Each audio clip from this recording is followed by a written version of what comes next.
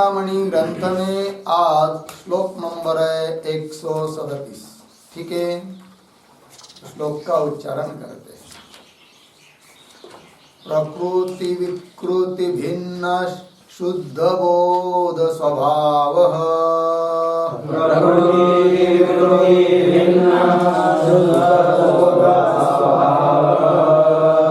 सदसदिदमशेषं भासयन् निर्विशेषः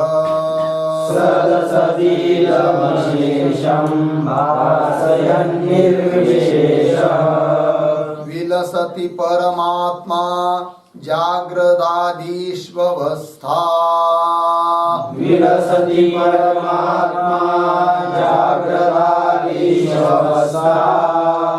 स्वहमहमिति साक्षात् साक्षिरूपेण बुद्धेः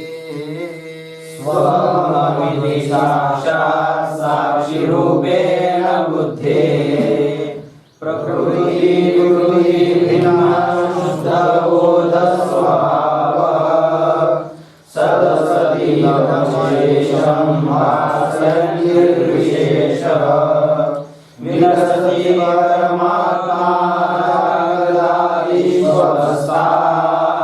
स्वहमहमिति साक्षात् साक्षिरूपेण बुद्धेः प्रकृति विकृति भिन्न शुद्ध बोध स्वभाव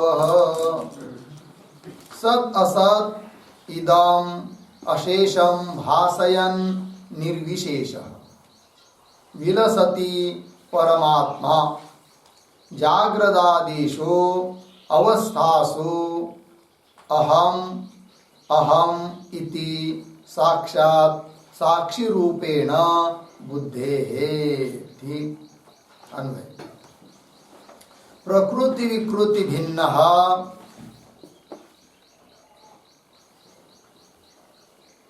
शुद्ध बोध स्वभाव इदम सत असत इदम सद असत अशेषम भासयन् निर्विशेषः परमात्मा परमात्मा जाग्रदादिषु अवस्थासु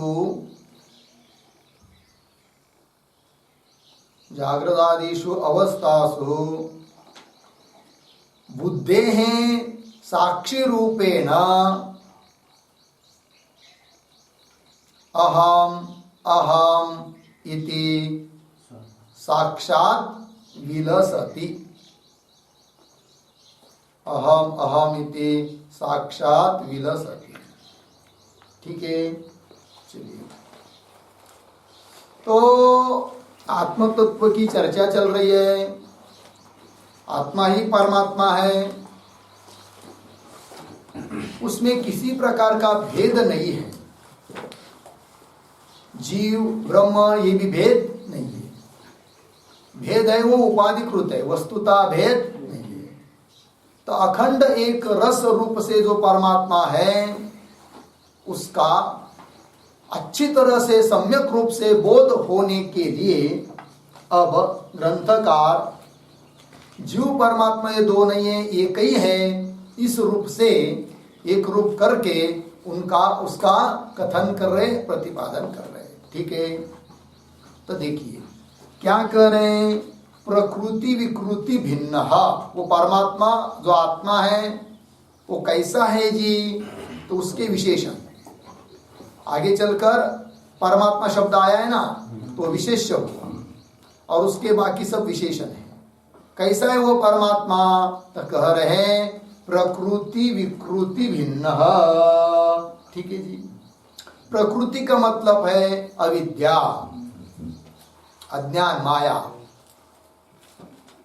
और विकृति शब्द से लेंगे आकाशादय।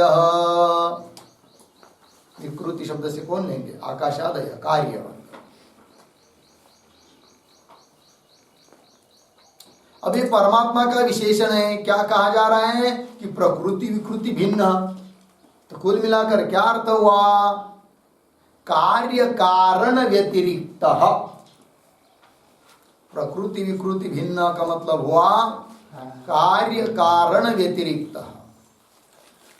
क्योंकि प्रकृति शब्द से आया कारण भूत अविद्या, और विकृति का अर्थ है आकाश आदि कार्य। और कह रहे ग्रंथकार भिन्न, तो किससे भिन्न? प्रकृति अर्थात कारण, विकृति अर्थात कार्य। तो कार्य कारण भाव से जिसकी भी प्रतीति आ रही है जगत में, इन सभी कार्य कारण भावों से भिन्न है कौन? आत्मा परमात्मा। ठीक है जी। और कैसा है? तो लिख रहे आगे का पद, शुद्ध बोध स्वभाव। कैसा है जी? शुद्ध बोध स्वभाव मतलब क्या? तो बोध शब्द का अर्थ होता है, लिखेंगे बोध शब्द का अर्थ ज्ञान, शुद्ध ज्ञान स्वरूप है। शुद्ध मतलब क्या? तो लिखते शुद्ध बराबर, शुद्ध बराबर निर्विषय। निर्विषय यह बोध, यह बोध बराबर ज्ञानम, बराबर ज्ञानम। बोध के आगे बराबर ज्ञानम। तदेव स्वभाव, तदेव स्वभाव बराबर स्वरूपम यस्य सह, स्वरूपम यस्य सह। केवल दुग्रूप इत्यर्थ, केवल दृग्रूप इत्यर्थ। ठीक, चलिए भाई अर्थ को समझ लेते हैं। तो शुद्ध यह बोध, बोध शब्द का अर्थ कर दिया है क्या? ज्ञान। तो शुद्ध ज्ञान स्वरूप है। तो ज्ञान मतलब शुद्ध, ज्ञान में शुद्धता क्या? तो शुद्ध का अर्थ कर दिया क्या? निर्विषय। देखिए हम लोग को यही पता है कि ज्ञान होता है वो सविषय का ही होता है, और व्यवहार में ठीक भी है। क्योंकि कोई भी ज्ञान हो रहा है हम लोगों को, तो हम पूछेंगे, ये कोई यदि बोलता है कि मुझे ज्ञान हुआ है या मुझ में ज्ञान है, तो सामने वाला उसको पूछ लेगा किसका ज्ञान हुआ है आपको, अर्थात आपके ज्ञान का विषय क्या है। जैसे घट ज्ञान, पट ज्ञान, मट ज्ञान, ये ज्ञान ही तो है। घट ज्ञान का विषय घट, पट ज्ञान का विषय पट है कि नहीं? तो ज्ञान कैसा होता है? सविषय। किंतु सविषय जो ज्ञान होता है वह वृत्ति रूप ज्ञान रहता है, और चिंतन चल रहा है किसका? परमात्मा का। तो परमात्मा तो वो स्वरूपभूत ज्ञान है, वृत्ति रूप ज्ञान नहीं है। इसलिए ज्ञान स्वरूप जो परमात्मा है उसके लिए कोई विषय चाहिए इसकी जरूरत नहीं है। तो शुद्ध ज्ञान स्वरूप है कौन? परमात्मा। शुद्ध ज्ञान स्वरूप है मतलब क्या? निर्विषय, उसके ज्ञान का कोई विषय नहीं है। ठीक है जी। तो वही लिखा शुद्ध मतलब निर्विषय। यह बोध निर्विषय, विषय रहित ऐसा जो बोध अर्थात ज्ञान। और तदेव स्वरूप स्वभाव, वही है स्वभाव जिसका, स्वभाव मतलब स्वरूप, वही है स्वरूप जिसका, ऐसा जो है उसको कहते हैं शुद्ध बोध स्वभाव। अर्थात केवल दृग्रूप, केवल ज्ञान, ज्ञान यही उसका क्या है? स्वरूप है आत्मा का, परमात्मा का। ठीक है। तो दो विशेषण हुए, प्रकृति विकृति भिन्न, शुद्ध बोध स्वभाव हो गया। आगे चलते हैं।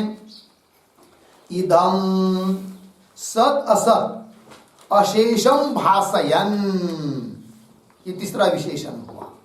भासयन शब्द का अर्थ है प्रकाशयन, प्रकाशित करता है सबको। किस किस को प्रकाशित करता है? तो बता दिया है उसके पीछे, इदम सत असत अशेषम भासयन। तो इदम, इदम मतलब क्या? तो इदम शब्द का अर्थ लिखिए, इदम प्रत्यक्षादि प्रमेयम,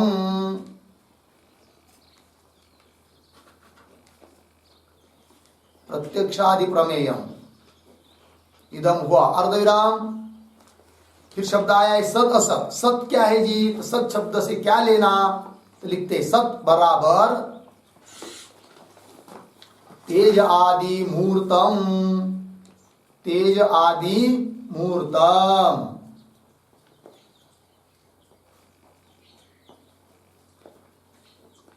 और असत, असत शब्द का अर्थ लेंगे असत बराबर आकाश वायवादिकम अमूर्तम, आकाश वायवादिकम अमूर्तम। ठीक। अशेषम, अशेषम का मतलब है समस्तम।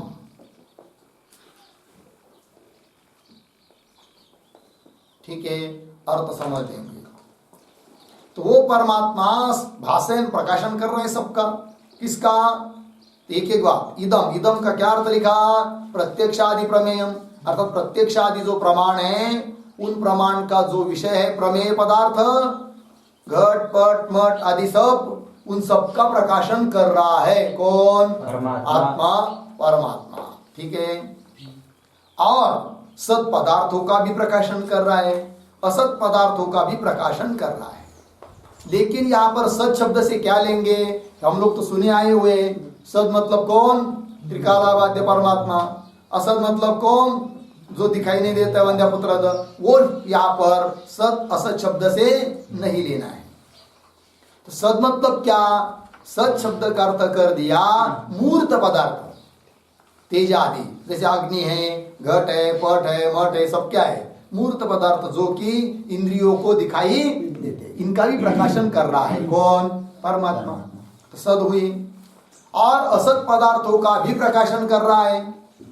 लेकिन असत शब्द से कौन लेना है? यहां पर वंद्यापुत्रादिक नहीं लेने हैं। फिर कौन लेना है? तो लिख दिया है आकाश वायवादिकम अमूर्तम, अमूर्त पदार्थ लेने हैं, है कि नहीं? जैसे आकाश है, वायु है, जो कि चक्षुरादि इंद्रियों को दिखाई नहीं दे रहे, तो अमूर्त पदार्थ हुए वो। ठीक है ना? आकाश वायवादिकम अमूर्तम। और अशेषम, अशेषम नाम समस्तम, यावत, सभी के सभी, सभी जितने भी जगत में है सद असत पदार्थ, मूर्त अमूर्त पदार्थ, कार्य कारणात्मक पदार्थ, उन सबका प्रकाशन कर रहा है कौन? आत्मा, परमात्मा। ठीक है कि नहीं? चलिए, तो वही लिखा है इदम सत असत, है कि नहीं? अशेषम भासयन। आत्मा नहीं रहेगा, चैतन्य नहीं रहेगा, तो कौन किसका प्रकाशन करेगा? प्रकाशन हो ही नहीं सकता है कि नहीं? घर में दार खिड़की सब बंद करके कोई वस्तु रख दिया, बाहर से ताला लगा लिया, अब 10 20 50 साल भी कोई अंदर जड़ वस्तु पड़ी है, घट आदि, वैसे ही रहेगी। ये घट ऐसा कौन कहेगा? कोई उसका प्रकाशन कर सकता है क्या? नहीं कर सकता है। जब खोलेंगे, देखेंगे और कहेंगे घट है, तो उसका प्रकाशन हुआ, ज्ञान हुआ। तो प्रकाशन करने के लिए कौन चाहिए? चैतन्य रूप आत्मा ही सबका क्या करता है? प्रकाशन करता है। तो वही भासयन। और कैसा पुनः? निर्विशेष। क्या जी? निर्विशेष। निर्विशेष करता है निर्धर्मक, निर्धर्मक।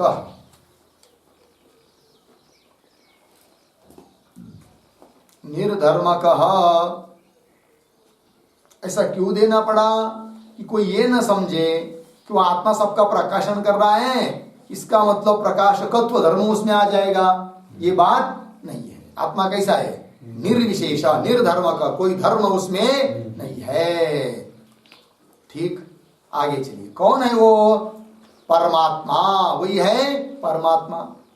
ठीक है ना जी?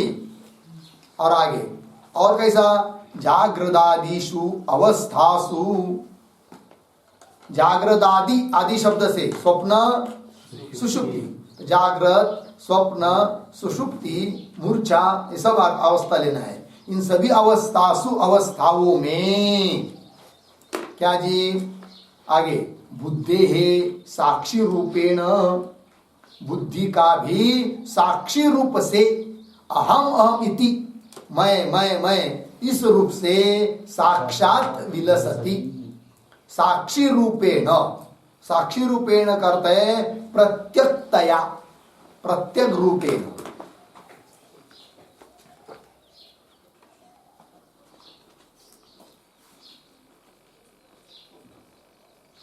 ठीक है जी, प्रत्यक्तया, प्रत्यक रूपेण, साक्षी रूपेण, साक्षात विलसति। कैसे विलसति का अर्थ है प्रकाशते, अभिव्यक्त होता है, प्रकाशित होता है, अभिव्यक्त होता है, प्रकट होता है, विलसति। ठीक है, तो क्या अर्थ हुआ अंतिम के वाक्य का? जागृत आदि अवस्थाओं में वही परमात्मा बुद्धि इत्यादि को का साक्षी बनकर प्रत्यक्ष रूप से साक्षात अहम अहम इति विलसति। विलसति मतलब प्रकाशते, जो अभिव्यक्त हो तो होता है। किस रूप से? अहम अहम इति, मैं। तो हम लोग व्यवहार में हर जगह मैं जा रहा हूं, मैं खा रहा हूं, मैं पी रहा हूं, तो मैं अहम अहम अहम अहम अहम, इस रूप से कौन है वो? आत्मा ही है, परमात्मा ही है, जो कि क्या साक्षी रूप से सबका प्रकाशन कर रहा है, वो आत्मा है। ठीक है जी। तो कोई बोलेगा भाई जागृत स्वप्न सुषुप्तिषु, तो सुषुप्ति में कहा बुद्धि अधिक होती है कि जिसका साक्षी रूप से आत्मा अहम रूप से अभिव्यक्त होता है? तो ऐसा नहीं, तो सुषुप्ति में भी बुद्धि है, बात इतनी है कि व्यक्त नहीं है कि नहीं? तो क्या है? लीन है, बीजात्मना स्थित है। कौन? बुद्धि। कहा? सुषुप्ति में। सुषुप्ति में बुद्धि आदिक बीज रूप से क्या है जी? लीन है। वहां पर भी आत्मा उस अज्ञान आदिक का क्या कर रहा है? अनुभव कर रहा है। यदि अनुभव नहीं करेगा तो जागृत में आने के बाद उसको स्मरण नहीं होगा। स्मरण होता है, इसका मतलब अनुभव कर रहा है। ठीक है जी, तो वही कहा है। चलिए, तो श्लोक का तात्पर्य हो गया। तो कोई बोलेगा भाई कि सभी अवस्थाओं का साक्षी रूप से अहम अहम रूप से जो प्रतीत हो रहा है वह तो कौन है जी? वो तो जीव है कि नहीं? और आप तो बात कर रहे परमात्मा की, तो उत्तर दिया वही परमात्मा ही या कोई है? वो साक्षी रूप से जो है ना, वही परमात्मा है। अर्थात जीव और ब्रह्म परमात्मा ये कोई अलग अलग चीज नहीं है, दोनों को एक करके बता दिया उसका स्वरूप कैसा है वो करके। ठीक है, चलिए आगे श्लोक हो गया, आगे के श्लोक को पढ़ते हैं। नियमित मनसा मुं त्वं स्वमात्मानमात्मा, नियमित मनसा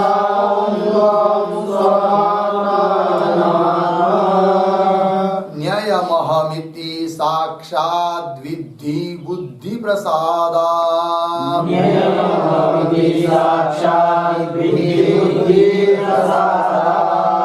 जनि मरण तरंगा पार संसार सिंधुम, जनि मरण तरंगा पार संसार सिंधुम, प्रतर भव कृतार्थो ब्रह्म रूपेण संस्थः, प्रतर भव कृतार्थो ब्रह्म रूपेण संस्थः।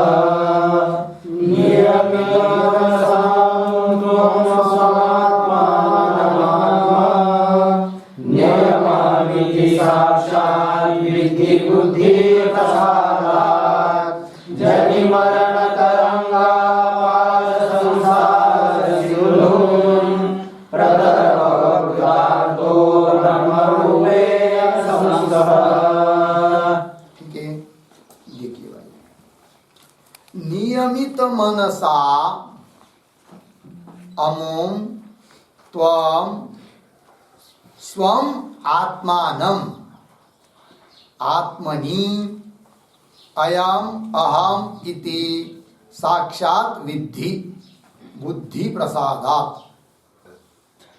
जनि मरण तरंगा पार संसार सिंधुम, प्रतर भव कृतार्थः ब्रह्म रूपेण संस्थः। ठीक है, अन्वय।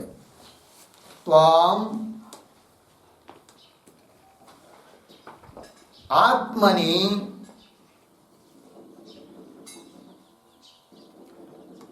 आत्मनि हुआ शुरू से, नियत मनसा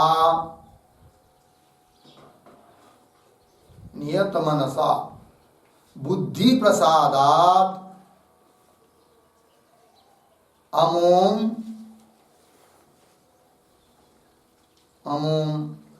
स्वम आत्मानम अयम अहम इति साक्षात विद्धि। तीसरी लाइन में, जनी मरण तरंगापार संसार सिंधुम प्रतर ब्रह्म रूपेण संस्थः कृतार्थो भव। हो गया? चलिए, तो श्री गुरु शिष्य को उपदेश कर रहे हैं कि भाई अमृत स्वरूप मोक्ष की तुझे प्राप्ति चाहिए, मोक्ष चाहिए, तो ब्रह्म में स्थित होना चाहिए आपको। और ब्रह्म में स्थित होने के लिए जीव परमात्मा का अभेद ज्ञान चाहिए। ठीक? और वो अभेद ज्ञान बुद्धि जब प्रसन्न होती है तब होता है। और बुद्धि प्रसन्न करना है तो मन का नियमन करना पड़ता है। तो शुरू कहां से हुआ? शुरुआत सबसे पहले मन का नियमन। ठीक है ना? मन को नियंत्रित करना है, शम करना है, निग्रह करना है। तो उससे क्या होगा? बुद्धि प्रसन्न होगी। ठीक? जब बुद्धि प्रसन्न होगी तो जीव ब्रह्म की एकता का ज्ञान दृढ़ हो जाएगा। और एकता का ज्ञान दृढ़ हो जाएगा तो ब्रह्म स्वरूप में स्थिति हो जाएगी। और ब्रह्म स्वरूप में स्थिति ही क्या है जी? मोक्ष है। ठीक है जी? जैसे हम लोगों की अभी वर्तमान काल में जो स्थिति है वो किस में है? देह में स्थिति है। देह से ऊपर हम लोग अभी उठे ही नहीं, और उठना है, देह से अलग होना है। तो जैसे अज्ञान काल में हम लोगों की स्थिति देह में है, उस प्रकार की स्थिति का बाद होकर ब्रह्म में स्थिति हम लोगों को करनी है। तभी तो वही क्या है जी? मोक्ष है। फिर तो ब्रह्म में स्थिति होने के लिए क्या चाहिए? जीव ब्रह्म के अभेद का ज्ञान। अमृत स्वरूप मोक्ष प्राप्ति के लिए ब्रह्म में स्थिति चाहिए, और उसके लिए जीव ब्रह्म की एकता का ज्ञान चाहिए। और जीव ब्रह्म की एकता का ज्ञान होने के लिए बुद्धि क्या होनी चाहिए? प्रसन्न होनी चाहिए। बुद्धि की कृपा होनी चाहिए। और बुद्धि प्रसन्न होने के लिए उसके भी पहले पहली सीढ़ी करना पड़ती है। क्या? मन का नियमन। तो उसी बात का उपदेश कर रहे श्री गुरु कि भाई मन का नियमन। तो कैसे? देखिए, श्री गुरु कह रहे शिष्य को, त्वाम तू आत्मनि अपने आत्म स्वरूप में नियमित मनसा नियंत्रित किए हुए मन के द्वारा। ठीक है जी? बताएंगे सब, समझ लीजिए अर्थ। आत्मा में नियंत्रित किए हुए मन के द्वारा क्या कर भाई? बुद्धि को प्रसन्न कराकर उस प्रसन्न बुद्धि से अमुम, है कि नहीं? अमुम स्वम आत्मानम, है कि नहीं? इस अपने आत्म स्वरूप को ही साक्षात विद्धि। किस तरह? अयम अहम इति, यही मैं हूं, इदम इत्थम, यही मैं हूं, इस रूप से आत्मा को साक्षात जान ले। विद्धि त्वम विद्धि। लग गया? अब इस प्रकार से जानोगे तो क्या होगा? संसार सागर से पार हो जाएगा। जनी मरण तरंगा, ऐसा अपार जो संसार जन्म मृत्यु तरंग वाला, जिसका मर्यादा नहीं, ऐसा अपार जो संसार सागर, उससे तर जाएगा। प्रतर और ब्रह्म रूपेण संस्थ कृतार्थ हो, ब्रह्म रूप में स्थित होकर कृतार्थ हो जा। इस प्रकार से उपदेश कर रहे श्री गुरु। किसको? शिष्य को। तो देखिए एक एक बात को देखते फिर। तो शिष्य को कह रहे गुरु त्वाम, ठीक, नियमित मनस, आत्मनि नियमित मनसा, ये पद आया है ना जी। तो आत्मनि, आत्मा में, मतलब कैसे आत्मा में भाई? तो आत्मनि पर लिखते हैं पंचभ्य कोशभ्य, कोशेभ्य, पंचभ्य कोशेभ्य व्यावर्तितम, व्यावर्तितम परमात्मनि, परमात्मनि, आत्मनि परमात्मनि हुआ। कैसा आत्मा में? कि 5 कोश जो है अन्नमयादिक 5 कोश, उन कोशों से व्यावृत्त कर दिया, अलग कर दिया है कि नहीं? अलग कोश में अभी आत्मा तो बुद्धि नहीं है, उससे अलग कर दिया है। ऐसा जो अपना आत्मा परमात्मा, उस आत्मा ने क्या करना है? परमात्मा ने नियमित मनसा, नियमित मनसा का अर्थ लिखिए श्रवण मनन निधिध्यासनैहि,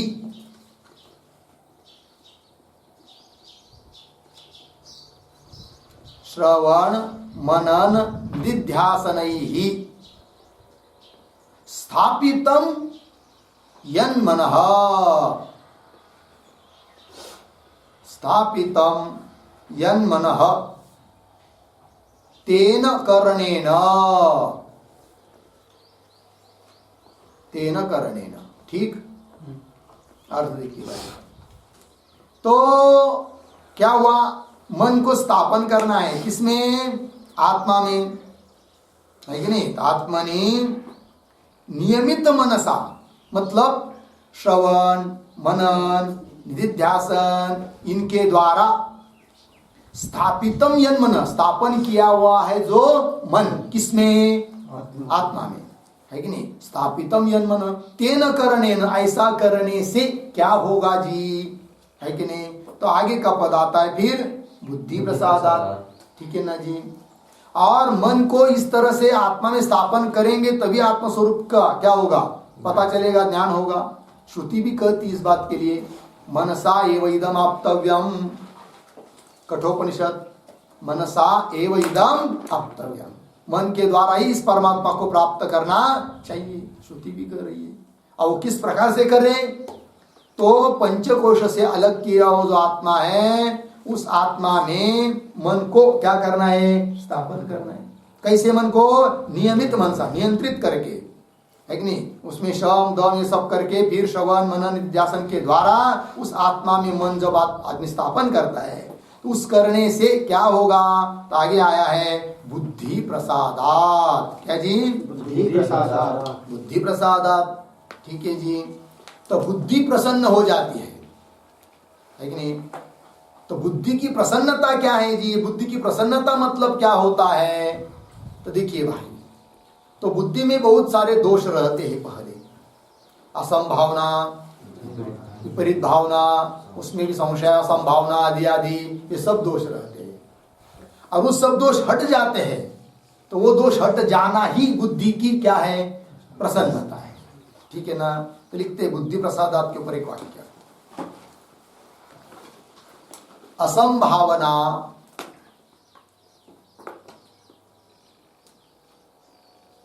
असंभावना संशय भावना, संशय भावना विपरीत भावना रूप दोष नाशेन,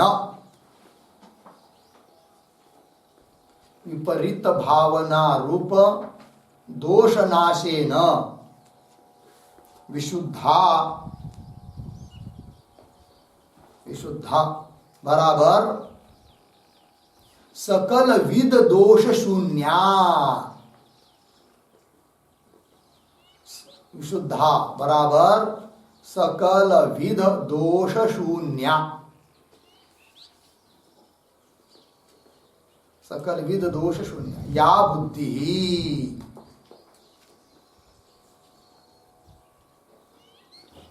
तस्याः प्रसादात्,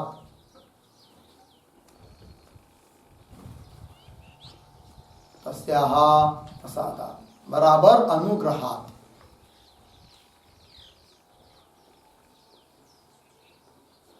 हो गया। चलिए भाई, कह रहे हैं असंभावना, संशय भावना, विपरीत भावना इत्यादि में मैं बुद्धि विपरीत भावना है कि नहीं, और कुछ असंभावना होती है, संभावना होती है, ठीक है जी। तो असंभावना, संशय भावना, विपरीत भावना रूप जो दोष है, उस दो दोष, वो सभी दोष नष्ट होने के कारण बुद्धि क्या बन गई? विशुद्ध। बुद्धि शुद्ध बन गई, विशुद्ध बन गई, मतलब क्या हुआ? सकल विद दोष शून्य, सभी दोष से रहित हो गई। कौन? बुद्धि। ऐसी जो बुद्धि है, तस्याः प्रसादात्, उसकी प्रसाद से, अर्थात अनुग्रह से, ठीक है ना। इसको हम लोग दूसरी भाषा में बोल सकते हैं आत्म कृपा, है कि नहीं। बाकी की सब कृपा प्राप्त होने पर भी यदि आत्म कृपा नहीं है तो कुछ हासिल नहीं होगा, कुछ प्राप्त नहीं कर सकते, है कि नहीं। कोई कोई भाग्यवान व्यक्ति होता है कि जिसको सभी कृपा प्राप्त है कि नहीं। गुरु कृपा, शास्त्र कृपा, शास्त्र भी बहुत जल्दी समझ में आ जाते हैं, है कि नहीं। गुरु कृपा है, माँ बाप की भी कृपा है, क्योंकि माँ बाप बोलते जाओ पढ़ने के लिए आश्रम में, घर मत रहो, ठीक है ना जी। तो उनकी भी कृपा है, समाज की भी कृपा है, खाने पीने को दे रहा है, कोई कमी नहीं हो रही है, कमी नहीं पड़ रही है। ईश्वर की भी कृपा है, ईश्वर ने योग्य शास्त्र दे दिया, वेदांत दे दिया, सब कुछ अनुकूल वातावरण दे दिया, है कि नहीं। किंतु मन नहीं जच रहा है, मन कर रहा है, बुद्धि कर रही नहीं नहीं, घर जाएंगे तो अच्छा है, वही आउट आनेंगे, हटा आनेंगे, वही भी भुनों की शंगा लगाएंगे, खाएंगे, मजा करेंगे, गाड़ी चलाएंगे, है कि नहीं, आदि आदि करके। तो सब कृपा है कि नहीं। किंतु दुर्भाग्य है कि क्या? आत्म कृपा नहीं है। और आत्म कृपा रहती है तो बाकी की कृपा थोड़ी बहुत कम ज्यादा भी रह जाए तो भी आपसे आप वो आ जाती है। आत्म कृपा बहुत पहली है, वो मुख्य है, ठीक है जी। तो वही लिखा है, तो तस्याः प्रसादात् अनुग्रहात्, उसको अंतर्मुख करना है बुद्धि को, तभी तत्व का ज्ञान होगा। और अंतर्मुख उसको करना होना, यही उसकी क्या है? ये प्रसन्नता है। बहुत बार मन मानता ही नहीं, बुद्धि मानती नहीं, नहीं ऐसा ही नहीं, नहीं नहीं थोड़ा जाएंगे ही आड़स में, खाएंगे ही भजे। तो बुद्धि की प्रसन्नता नहीं है, लगे है ना जी। अनुभव के बाद जब आती है तो बाद में हंसने लगता है। श्रुति कहती है दृश्यते त्वग्रया बुद्ध्या, सूक्ष्म बुद्धि से ही आत्म तत्व का बोध होता है। दृश्यते त्वग्रया बुद्ध्या, लगे जी, इत्यादि। तो चलिए, तो ये होगा, यहाँ तक आ गए। बुद्धि प्रसादा, श्री गुरु उपदेश कर रहे किसको? शिष्य को। और बुद्धि की प्रसन्नता करके आगे क्या? आगे लिखा है क्या? अमोम स्वम आत्मानम, इस अपने आत्म स्वरूप को, क्या? आत्मानम। आगे क्या है? अयम अहम इति साक्षात विधि, यही मैं हूं, ऐसा साक्षात जान। किसको? आत्मा तत्व, ठीक है ना। अमोम स्वम आत्मानम, स्वम आत्मानम का मतलब एक शब्द, स्वस्वरूप भूतम आत्मानम।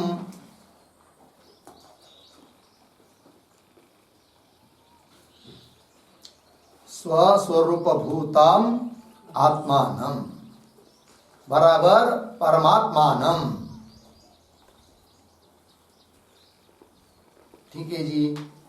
स्वस्वरूप भूत जो आत्मा है अर्थात परमात्मा है, क्योंकि आत्मा ही परमात्मा है। श्रुति कहती है ना, स आत्मा तत्वमसि, वही आत्मा है, वही तुम हो, ऐसा आया है छांदोग्य उपनिषद में, है कि नहीं। तो चलिए, तो अमुम स्वम आत्मानम अयम अहम इति साक्षात विद्धि, ठीक है कि नहीं।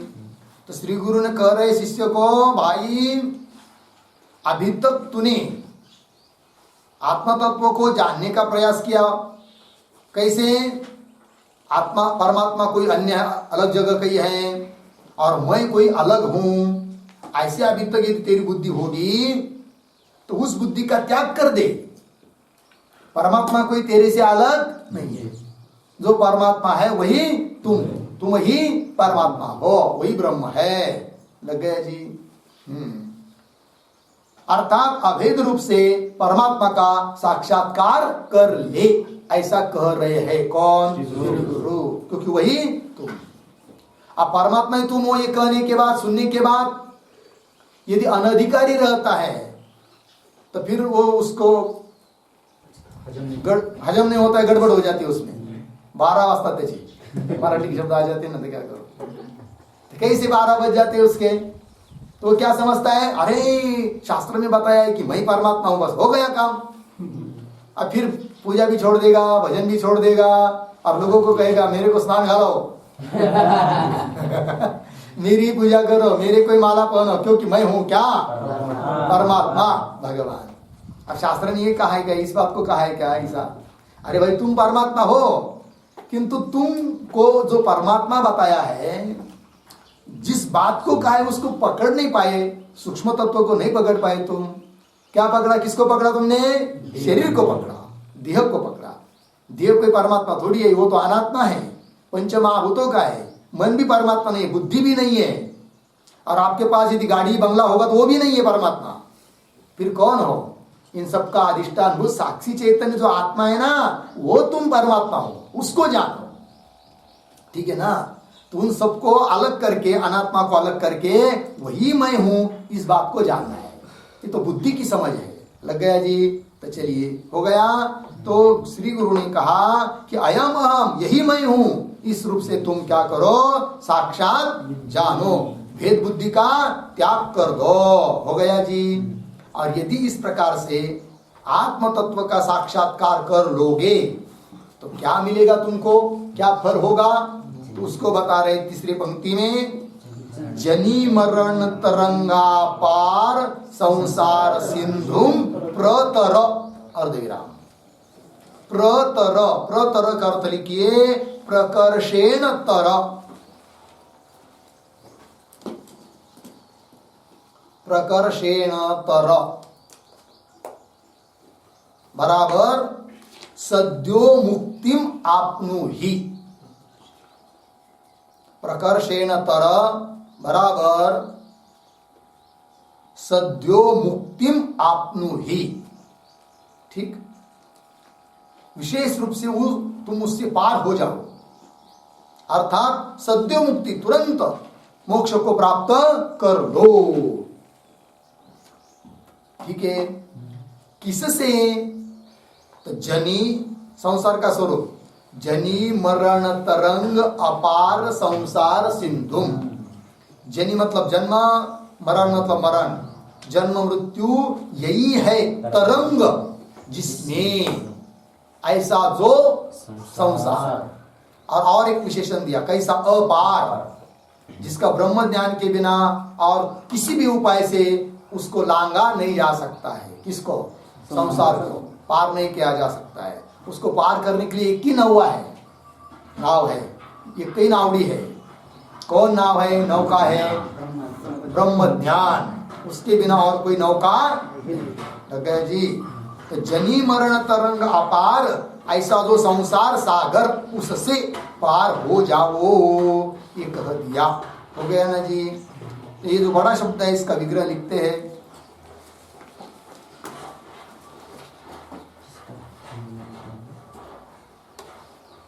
हाँ, क्या लिखेंगे? पुनरपि जननम पुनरपि मरणम, पुनरपि जननम पुनरपि मरणम इति रीत्या, इति रीत्या ब्रह्म ज्ञान अलाभे, ब्रह्म ज्ञान अलाभे अविरततया,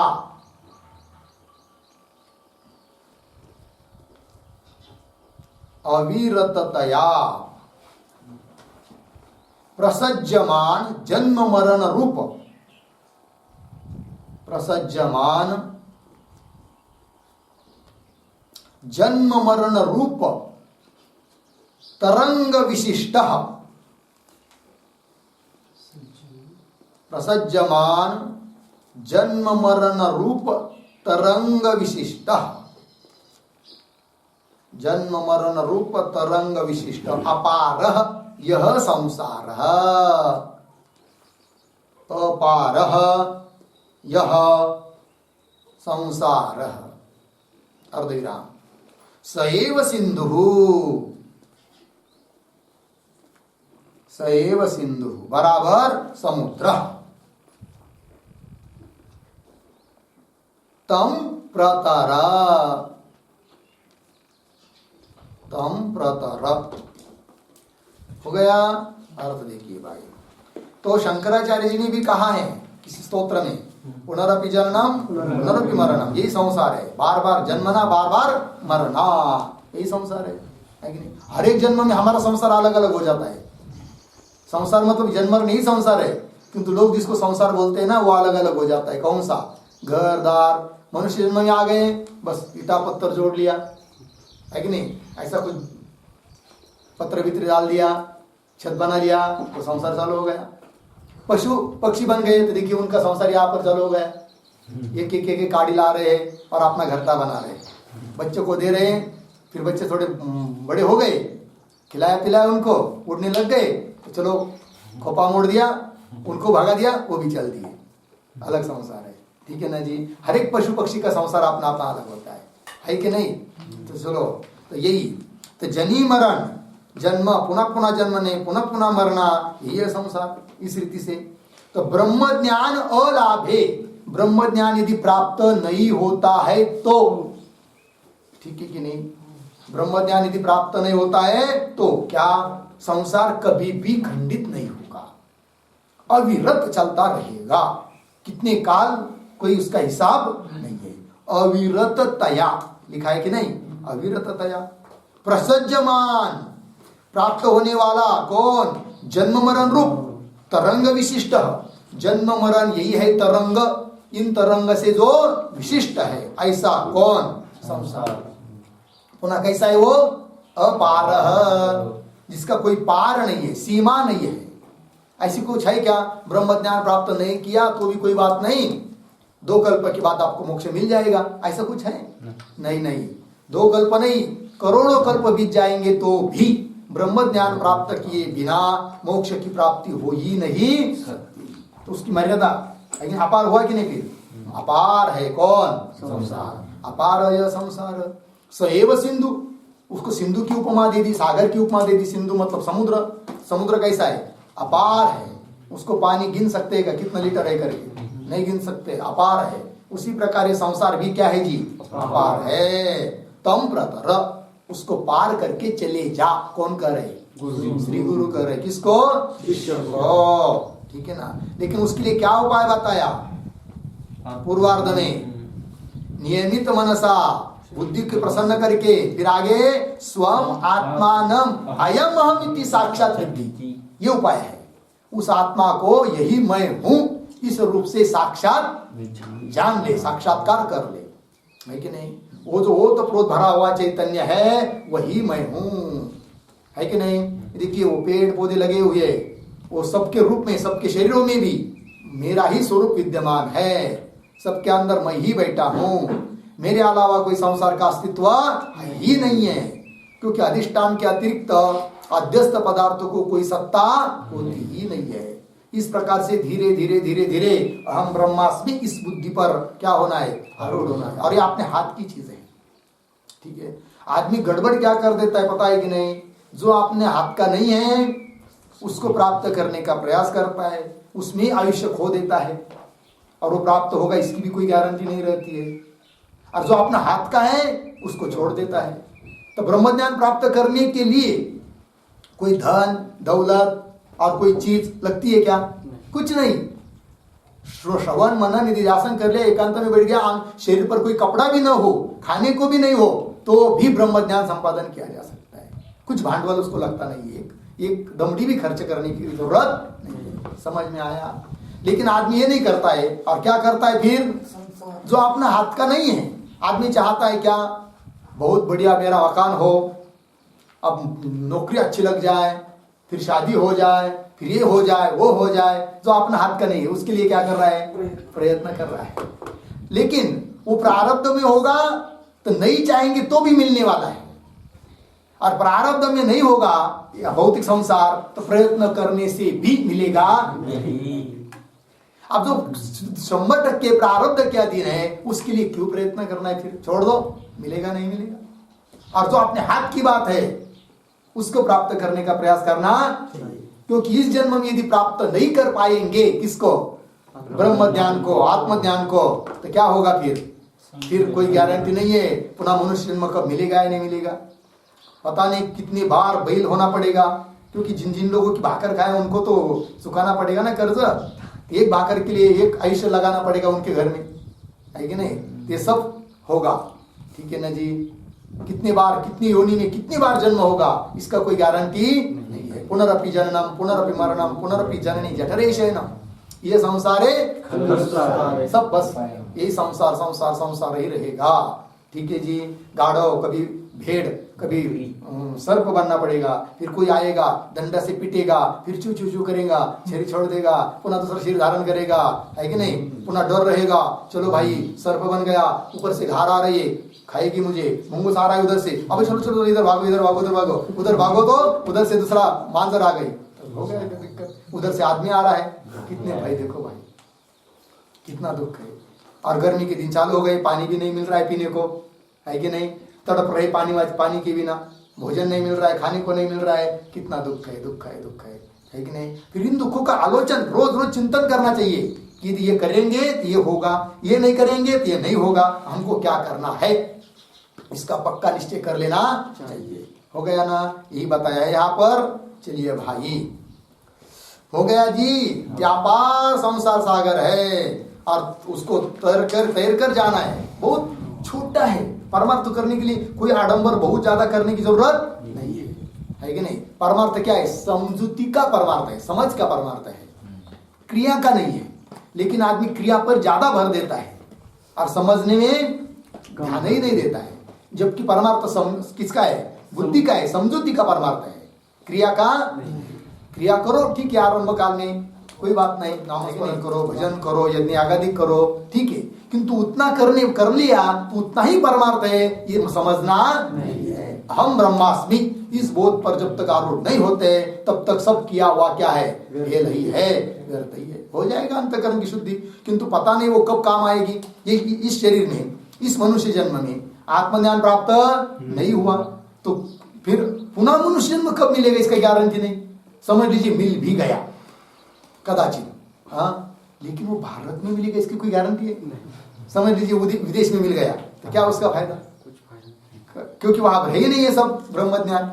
आप समझ लीजिए भारत में भी जन्म हो गया, कल्पना कर लीजिए, हाँ, भारत में भी होने पर भारत में सब जगह सभी जगह अद्वैत तत्व ज्ञान का प्रचार है क्या, बहुत ज्यादा तो द्वैती लोग ही बैठे हुए हैं इधर उधर, है कि नहीं। अच्छा, पुनः बचपन में भी संस्कार अच्छे लगेंगे कोई बात थोड़ी है, कोई नास्तिक बन जाएंगे तो, है कि नहीं। और उतनी बुद्धि समझ लीजिए मिल गया, योग्य संप्रदाय में आ गए, योग्य शास्त्र भी हाथ में मिल गया, समझने के लिए बुद्धि नहीं है तो क्या करेंगे। बुद्धि भी है, शास्त्र भी मिल गया, लेकिन कोई समझाने वाला ही नहीं मिला तो, और समझाने वाला मिल गया, बुद्धि भी है, शास्त्र भी है, किंतु माँ बाप ने 10-15 साल में लग्न कर दिया, शादी करा दिया, समय ही नहीं मिल रहा है, तब क्या करेंगे। कितनी कठिन बात है। इसलिए ये जो समय मिला है हमको ना, ये बहुत दुर्लभ है, बहुत निचोड़ कर भगवान की कृपा से मिला है कि नहीं। इसलिए समय को यदि गवा देंगे तो बस इसके ज्यादा, इससे ज्यादा और दुर्भाग्य कोई नहीं होगा। इसलिए हम लोगों को अभी ही चेतन होना चाहिए, सावध होना चाहिए। चलिए भाई, तो जनी मरण तरंगा पार संसार सिंधुम प्रतर, हो गया। आगे क्या लिखा है, आगे ब्रह्म रूपेण संस्थः कृतार्थो भव, कौन करे, श्री गुरु, किसको, शिष्य को। तो ब्रह्म रूपेण संस्थ, संस्थ शब्द का अर्थ लिखिए सम्यक स्थितः, संस्थ।